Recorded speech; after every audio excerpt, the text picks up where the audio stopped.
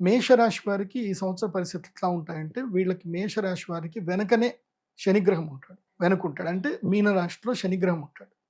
మీనరాశిలో శనిగ్రహం ఉండి ఏం చేస్తాడు అంటే, శని మహారాజు గట్టిగా పట్టుకొని తంతాడు ఇంకా. బెల్ట్ పట్టుకొని వీపులో కొట్టినట్టుగానే కొడతాడు ఇంకా.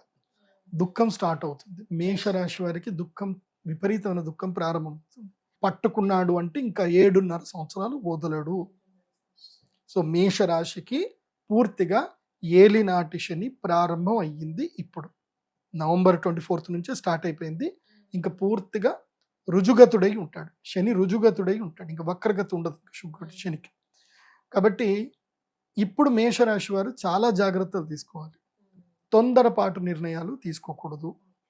అట్లాగే ఎలాంటి ఫినాన్షియల్ అగ్రిమెంట్ చేసుకున్నా అగ్రిమెంట్స్ ఏం చేసుకోకూడదు. అగ్రిమెంట్ ఏమైనా మీరు ఏదైనా ప్రాపర్టీ కొనాలనుకుంటున్నారు, డైరెక్ట్ రిజిస్ట్రేషన్ చేసుకోండి, కానీ అగ్రిమెంట్లు పనికిరావు.